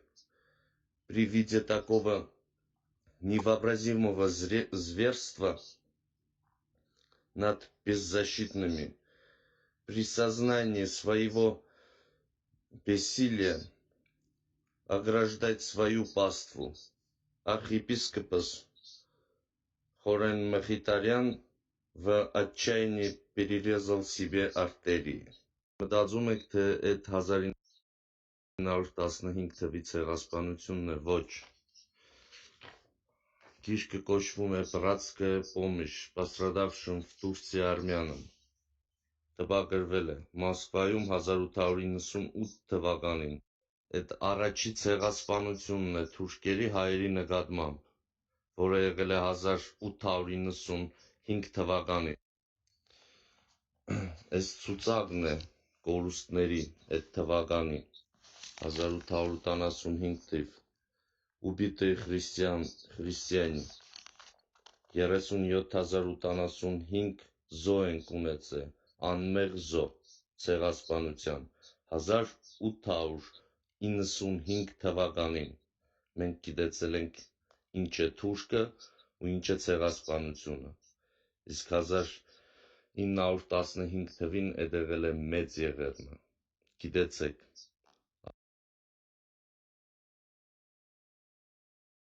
Այսինքն նույն մեթոդաբանությունն է եղել, նույն մեթոդները, ինչ որ իրականացել են Բաքվի ջարդերի ժամանակ 20 թվականին, 1920 թվականին, հետո 1990 թվականին, էլի Բաքվում, Սումգայիթում, հետո Արցախում, հետո էլի Արցախում, հետո բանը այն կանանց հիշում եք, որ այս վերջի պատերազմի ժամանակ գերի են ընկել մեր զինվոր կանայք, նույն բաները, նույն մեթոդաբանությունը, նույնն է, թուրքը ոչ իվանով չի փոխվում, հասկացեք։ Եթե մարդը սա չի հասկանում, ուրեմն իսկական իրան երևի պետք է մորթել մի անգամ գոնե կողքիները տեսնեն, հասկանան, հա, որտեղ դա ուրիշ բան ձև չի հասնում, չէ՞, դա գիտակցության է։ Չես իմանում այդ մարդկանց ոնց օգնես, արա ասես։ Սա մասին էսա քտո ես չասեմ, էլի ասող կա թող ասի։ Սա դեռ 1915 թիվը չի։ Այս մասին բոլորը դինացել են եւ ցարական Ռուսաստանում եւ ամեն ինչ, ասում եմ, Տոլստոյի հիշողությունների մեջ մի հսկայական մաս կա, ինքը ինչ էր արել հայերի օգտին, հայերի համար ինչքան գումարներ ավակել, ինչ միջոցառումներ կազմակերպել, ինչ նամակներ գրել ցարին, բան որ Հայաստան հայերին օգնեն, բայց այդ ցարի նպատակների մեջ դա չէր մտնում։ Ինֆորմացիան գալիս հասնում էր, բայց այնտեղ այլ նպատակներ էր։ Այնտեղ Հայաստան առանց հայերի էր պետք։ Այտենց էր պայմանավորվածությունը։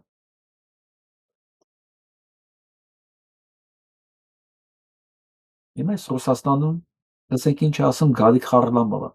այսօրվա Ռուսաստանի մասին խոսքը։ Народ, коротко и по делу.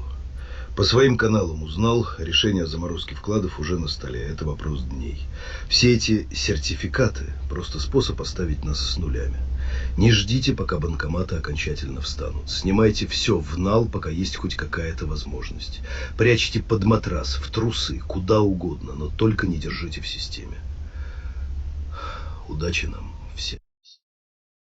Շուտից մի շաբաթ առաջ էր որ ասեցի, սենց վիճակա։ Որոշում են, որ պետքա ժողովրդից փող վերցնեն։ Դա ասում պարտքով մենք ձեզ սերտիֆիկատ կտանք սա դիմաց,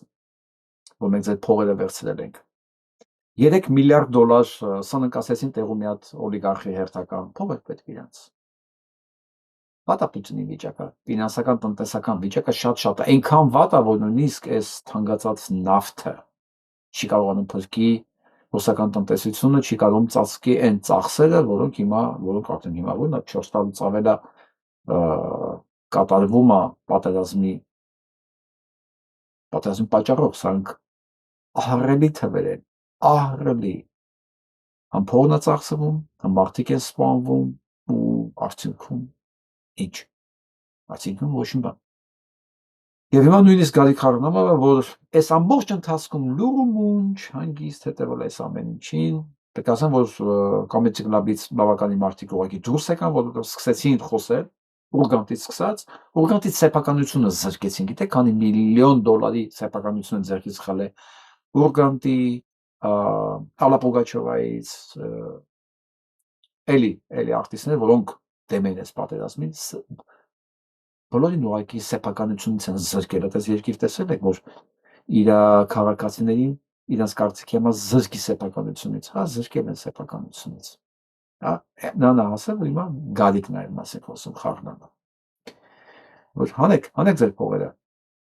Ձեր վերջի փողերը վերցնելակությունը այդ պատերազմի համար։ Մի քիչ էլ կձգի այդ պատերազմը եւ այսքանով կավարտվի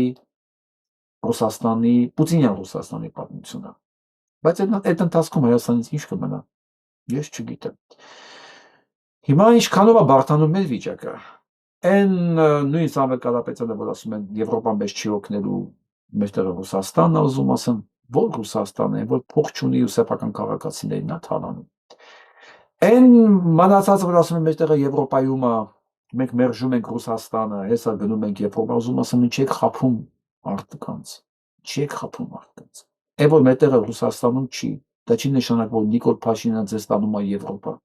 Նիկոլ Փաշինյանը ձեզ Թուրքիա է տանում։ Թուրքիա։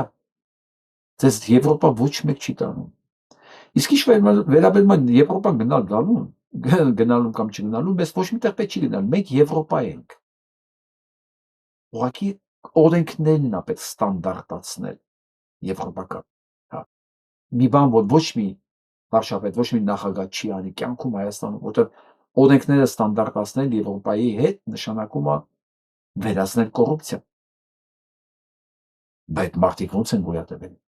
Ինչի վրա է հիմնված եղել բոլոր հայկական իշխանությունները։ Ինչի։ Բացառապես կոռուպցիայի։ Որտեղ եթե կոռուպցիա չներ, ընտրություններից առաջ 270 միլիոն դրամ չեն նվիրի լֆիկին, ասեն, մեզ պետք է ձայն բերես դրա դիմաց։ Դա կոռուպցիա է։ Եվ ոչ միայն դա։ Հետևաբար Հայաստանում ոչ մի իշխանություն մեզ Եվրոպա չի տանելու։ Եվ տանելու կարիք էլ չկար, բացարձակապես։ Ընդհանրապես պետք էր ռազմավարական լուրջ համագործակցություն, տնտեսական լուրջ համագործակցություն կնքել փաստացի եւ դա իրագործել ամենակարևորը։ Դե չէ մի տարի առաջ օրենքեր ընդունեցին Եվրոպա գնալու մասին։ Մեկ տարի առաջ օրենքը կա, առ այսօր իրագործումը չկա։ Սառեցված է հապկի հետ հարաբերությունները, բայց հապկից դուրս չի եկել։ Սա սաբոտաժ է այս պետության նկատմամբ։ Սաբոտաժ։ Որ այս ամեն ինչից փրկվելու մի հատ ձեռք կա։ Մի հատ։ Գրողի ծոսնով արկե Փաշինյանը։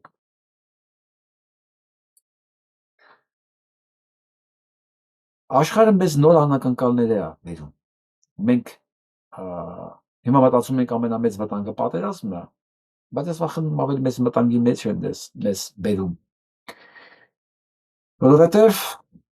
ծովում ինչ որ նավի վրա նոր հիվանդություն, նոր վարակ են բռնել, որը կոչվում է, ես ասեմ ոնց է կոչվում դա։ Հա, հանտավիրուս։ Սա նոր վիրուս է, որի 40% պելյուսը ավարտվում է մահով։ Ավելի վատն է, քան կորոնավիրուսը։ Եվ ինքը շատ արագ տարածվում է։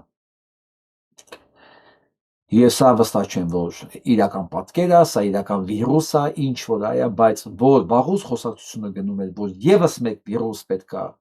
տարածվի, որ պետք է իր հետ տանի մի քանի միլիոն մարդկանց կյանք, սա նույն գլոբալիստների, նույն Էփստինյան կլուբի իրականացված ծրագրերի շրջանակներում է։ Եվ նոր օրենքներ, նոր սահմանափակումներ աշխարհում, նոր լոկդաուն, կարծես թե սկսում են մեր նկատմամբ, որովհետև տեսեք, ամեն ինչ պրավալի է գնում։ Մարդիկ տեսել են հրեշին իրան ամբողջ դեմքով, որ կա ռեալ է, որ երեխեքին գողանալը կորելը պատահական չի, որ կլուբը կա ու ղեկավարում Ամերիկայի Միացյալ Նահանգները եւ ոչ միայն։ Պատերազմը, դա խլացնելու համասկսած պատերազմը Իրանի դեմ, լրիվ հակառակ արդյունք։ Ոչ մի արդյունք եւ ընդհանրապես տնտեսական կոլապս, որ հեսա սպասում է եւ Բրիտանիային, պետք է ասեմ, եւ Ամերիկայի Միացյալ Նահանգներին։ Այսօր բրիտանական բանկերը հայտարարել են դրա մասին, որ իրենց մոտ կարող է սկսի կոլապս, որովհետեւ իրենց գործընկերները չեն ասում ով, ես գիտեմ ով, ոնց որ իրենց պարտականությունները չեն կարողանում կատարել։ Այո, չեն կարողանում կատարել։ Մասնավորապես Ամերիկայի Միացյալ Նահանգները չի կարող, որովհետեւ իր դոլարը արագորեն արժեզրկվում է, որովհետև դոլարը հիմնված է նավթի վրա, նավթը մեծ մասամբ այսօր արդեն կամ կանգնած է, կամ գնվում է յուանով։ Մի խոսքով, մեզ մեծ անակնկալներ է սպասում, բացի պատերազմներից։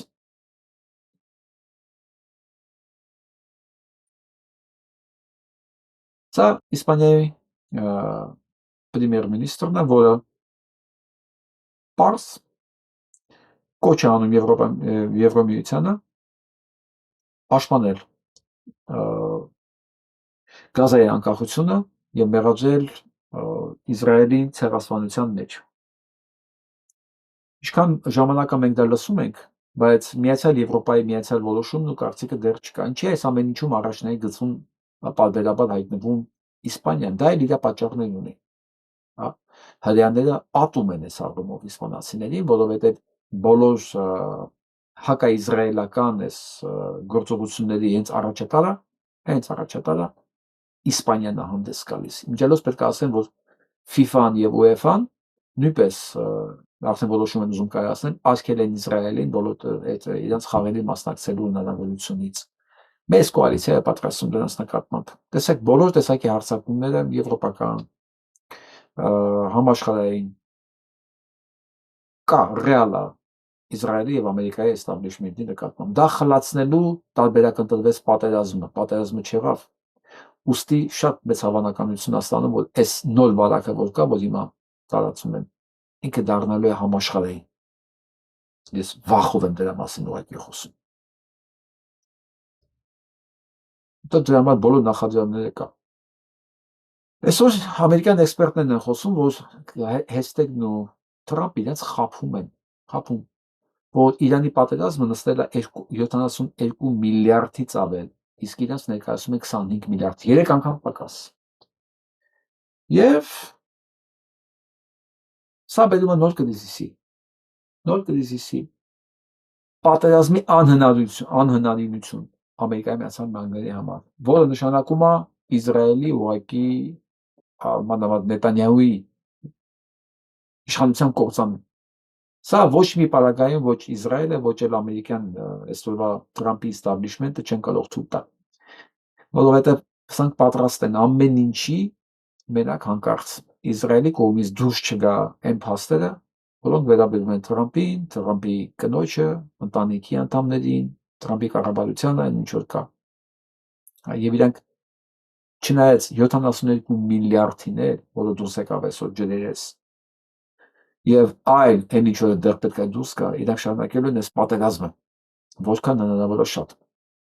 որովհետև իշխանության պահելու միակ ձևը եւ Թրամփի եւ Նետանյահուի եւ Ալիևի մնացել է եւ հաստորեն Պուտինի մնացել է պատերազմը։ Դե ամենքն իր խնդիրներն ունի դա երկարացնելու համար։ Այս ընթացքում ես ասում եմ հարձակում լինելու է մեծ, ոնց որ դա սկսում է, որտեղ Ամերիկայի Միացյալ Նահանգները խփել ամենակարևոր նավահանգիստներին, մասնավորապես Բանդար Աբասին, դա Հայաստանի, Չինաստան, Պարսկաստան, Հայաստան կապի ամենամեծ հանգույցն է։ Հայկական բեռները գալիս են հենց Բանդար Աբասով Չինաստանից։ Դե իհարկե Իրանն էլ խփել է իր հերթին, ամերիկյան նավատորմին զգալի վնասներ է տվել։ Այո, պատերազմը շարունակվելու է մեծ հաշվով, մեծ ուժով շարունակվելու է, ու ես այս պատերազմում հաջողություն եմ ցանկանում Իրանին եւ դա լինելու է։ Այո։ Իսկ այս ընթացքում Իսրայելը չի մոռանում ռմբակոծի Բեյրութը եւ ասել են դեռ նույնիսկ ոստիկանությունը ճիշտ է, դա բան չի, Հեզբոլան չի, ոստիկանությունն է այնտեղ սպանվում քաղաքացիներ, էական չի մամար։ Դա ոստիկաններն էլ չունեն իմունիտետ։ Վերացնելու եմ, քանդելու եմ, սպանելու եմ, ավիրելու եմ, դատարկելու եմ, սա է իր կոչումն ու եւ նպատակը։ Լավ գիտեն հայտարարում է դրա մասին։ Այսպեսի մի բան է պարզվել։ Սա սենատորն է, որը ամենամեծ, ամենահակասեմիտ, հակաիզրայելական սենատորներից մեկն է եւ պատմում է, որ իր դեմ է աշխատում ամբողջ հայկական լոբինգը, որի հակառակորդի տրամադրված է 10 միլիոն դոլարի բյուջե AIPAC-ի կողմից, որ իրան հաղթի, որի 95%-ը գնում է իրան վարկաբեկելու, ոչ թե իր հակառակորդին մեծարելու բան, այլ այս տղուն վարկաբեկելու գործին։ Սա Տակեր Կարսոնի հաղորդման ժամանակ էր այս մասին խոսվում, ես այս տղուն ճանաչում եմ, շատ խելացի մարդ է, ու ես այս մասին միշտ ասել եմ, որ այս ընտրությունները անցնելու է հակաիզրայելական բանի տակ, էգիդեի տակ, ով ներկայացավ որպես հակաիզրայելական ինքը շարելու է ընտրությունները։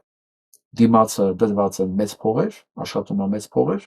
բայց ընտրողի համար դա էական չի, ամերիկյան ընտրողի համար։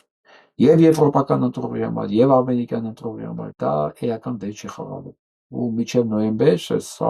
սա կպարզվի։ Այս հրերեն ձիու տալին, որ սկսեց, ես որ ասում եմ մինչև տարվա վերջ մեզ սոսկալի փոփոխություններ, ասում դեռ չկա Իրանի պատերազմը, բայց կային լիքը նախադրյալներ, որոնք խոստանում էին դա։ Մի բան եմ ուզում ես բոլորի ցանկանան, որ մենք նոր տարին սիրտ ունենանք շնորհավորել։ Ամեն ինչ այնքան վատ չլինի, որ մենք նույնիսկ չուզենանք նոր տարի շնորհավորել։ Որովհետև սոսկալի բաներ ասում աշխարհին, ոչ միայն Հայաստանին, աշխարհին ընդհանուր։ Սա վախեցնելու համար չեմ ասում։ Այսօր մեկը գրել էր ինձ, ասում էր մեծ հանցագործություն եք անում մարդկանց նկատմամբ, դուք անիմաստ հույս եք տալի։ Ես ուղղակի այդ մարդու դեմքը չէի տեսնում, ասեի, որ ասեի այն ընկեր ջան կամ ընկերուհի ջան, պետք է ուսում եմ հույս տվել։ Եթե ես հույսեր տալիս եմ, ես խոսում եմ հնարավորությունների մասին։ Հնարավորությունների մասին խոսալը եւ հույս տալը դա տարբեր բաներ են։ Հույս տալ առանց հնարավորությունները ցույց տալու, այո, դա հանցագործություններ է։ Ես խոսում եմ բացառապես հնարավորությունների մասին։ Իսկ այս բادرգայում ինչ սկսել եք ես հարցում եք, ես հələ վտանգների մասին եմ խոսում, ես հələ հնարավորությունների չեմ անդրադարձել։ Ուզում ես նկարը նայեք։ Միակ Քենեդին են անկյունում կանգնած, մնացած բոլորը Թրամփ, Քլինտոն, Օբամա, Բուշ, դրանք բոլորը այս պատը համբերածներն են, բացի Քենեդից։ Ու մենակ Քենեդին էր, որ սպանվեց։ Իսկ այս նախկին հետախուզության աշխատողը, հա, Կիրիակոս, ասել է, որ 10,000 թղթեր կան, 10,000 փաստաթուղթ կա բացահայտող Քենեդու սպանությունը, 10,000, որոնք գաղտնիության տակ են, որոնք չեն բացվում։ Ես գիտեմ ինչի չեն բացվում, չեն բացվի այնքան ժամանակ, քանի դեռ այսօրվա վիճակով կոնգրեսն ու սենատը 90%-ով գտնվում է հրեական փողի ազդեցության տակ։ Այս երիտասարդը ներկայացված է եղել որպես տերորիստ 911-ի, սեպտեմբերի 11-ի այս հարձակման ժամանակ։ Ներկայացված է տենց եղել, որպես ինքը մահմեդական տերորիստ, Իրաքի քաղաքացի։ Ծնողներն են խոստովանել, որ չէ, մեր երեխան Մոսադի ագենտ է եղել իրական։ Այստեղ է։ Մենք բոլորս գիտենք, բայց հերթական ապացույցն է դուրս գալիս, որ ամբողջ իրենց սերտակն է։ Սա լսենք։ Սա ազգերը ծառերից իջեր դուրս են եկել տրասն ու շավվալով գնում են, մենք էլ դուրս եկենք տրաս, 100 մետր մեկ կանգնել ենք, մաղալները դրել ենք ու ասում ենք, ես դիամեցիկ, արը մենք էլ ենք դուրս եկել տրասի։ Խորոված պարտի ենք անում։ Տեսած կլինեք։ Սևանի ճանապարհին կիլոմետր մեկ կանգնած տղաներ, ձկնգող տղաներ, ձկան չափերն են ցույց տալիս։ Այո, սա լսենք։ Սա նախիրի ապրելակերպ է զավակս, քոչ որ ցեղի վիճակ, քո հողն են մտել թափթփված խուժան խմբեր։ Սա Նիկոլի ընտրողին է վերաբերում, թող իրանք լսեն։ Կնիկ, ոսկի, կարպետ, ձի խլելու, տուն վառելու, արդ հրդեհելու։ Բա դու ինչ ես արել։ Բա 1000 տարի ապրես թշնամուդ հետ կողքի ու չհասկանաս, որ նա քեզ մորթելու է։ Ու մորթվելուց հետո էլ չհավատաս, որ մորթվեցիր։ Ու հոշոտվես հենց քո դռանը։ Բա քո հաշտին գա, իր որդոց որդիների համար երկիր սարքի, երկիր հզորացնի, իր նեղ աչքերը կլորացնի, քո հաշվին իր ցեղը գեղեցկացնի, դու էլ մատաղի գարան պես պատրաստ կանգնես։ Այս աշխարհը դեռ մարդակերի աշխարհ է, զավակս, մեզ Մատաղի գար չէ, իրենց կարելի ասել, մատաղի անասունի նման կանգնես։ Մարդասիրություն չեն սովորեցրել, ու չեն էլ սովորեցնում, ու ճանկերն էլ դեռ մարդակերի ճանկեր են։ Մենք դեռ ալան թալանի, կողոպուտի, սպանությունների ու աղքատության ստրուկն ենք։ Հայաստանում դա կոչում են խաղաղություն։ Չպիտի խեղճանա զավակս, խեղճությունն անեցք է դառնում քո գլխին։ Տղերքիշ կինը չի վախենում թշնամուն ջղայնացնի։ Այ մարդ մեր թշնամիկը բարկանա, եթե խեղճ չլինենք։ Ու ես քեզ կասեմ, մարդ չպիտի այնքան քաղցր լինի, որ կուլ տան, ու չպիտի այնքան դառը լինի, որ թքեն։ Քեզ կուլ են տվել զավակս, ու դեռ կուլ են տալիս։ Բա տղի ժամանակներ են, պիտի ուժեղ լինես։ Ուժեղն է հարգվում զավակս, թույլին ոչ մեկը բանի տեղ չի դնում, պիտի պահես։ Ատամներով պիտի պահես, ցեղիդ պահպանման բնազդով պիտի պահես, քոնն ուրիշի չտաս։ Ինչքան տվեցիր տանելու են, ինչքան տարան խփելու են, ինչքան խփեցին ուժեղանալու են, ինչքան ուժեղացան քեզ կամահրելու են։ Թե չէ ես վախենամ մնաք հովիվը կորցրած ոչխարի հոտ, որին գայլը մի օր պիտի ուտի։ Ու հիշիր, ինչքան ուժեղ է եսը, այնքան ուժեղ է մենքը։ Ու ճիշտ հասկացիր, ուժ, ոչ թե լկտիություն, ոչ թե տգիտություն, այլ ուժ, քաջություն, խելք, խորամանկություն, իմաստություն։ Զավակս, քո հազարամյա կավոտ այգիներից մի ողկույզ խաղող փոքիր, մատներիդ մեջ մի գավաթ կոնյակ բռնիր արևի դեմ, կանգնիր նոյան լեռան գագաթին ու ասա. ես եմ։ Իսկ դա խաղաղություն չի ուզում, հա։ Չի հասկանում Նիկոլին, էլի խաղաղություն չի ուզում ականհայտորեն։ Վերջում լսենք ինքնին։ Շատ լավ։ Այսօր կուզեմ ցեզի բզդիկ օրինակով ցույց տալ, թե ինչպես սխալ ընդրությունները կստիպեն մեզի, որ մենք դարի որսնցնենք մեր անձը։ Անշուշտ խոսքս անձելու մասին է։ Պատկերացնենք, որ այս թուղթը մենք ենք։ Ամեն անգամ, որ մենք պետք է խոսեինք, լրեցինք։ Ամեն անգամ, որ մենք պետք է մեր իրավունքը պաշտպանեինք, դարձյալ մենք զիջեցանք։ Ամեն անգամ, որ մենք ուզեինք մեր կարծիքը արտահայտել, բայց մեր կարծիքը որևէ մեկ արժեք չուներ։ Ամեն անգամ, որ մենք զրկվեցանք մեր սիրած բաները ընելեն, դարձյալ դալեցինք այս թուղթը։ Եվ մենք վերածվեցանք այդ շիդակ թուղթեն, ջմրթքված թուղթիմը, որ որևէ մեկ արժեք չունի։ Գործընծուցինք մեր անձը եւ նույնիսկ անգամներ սկսանք մենք մեր անձը չիջանչնալ։ Բարձրապես, որովհետեւ մենք ընտրեցինք լրելը լինելու փոխարեն։ Իսկ եթե մենք ընտրենք այդ շիդակ անձը, այդ անձը մեզի ծալելու փոխարեն կվերածե մեզի ուժեղ անձի, մեզի կբարձրացնե, մեզի կքաջալերե, մեր թերությունները կվերածե ուժի։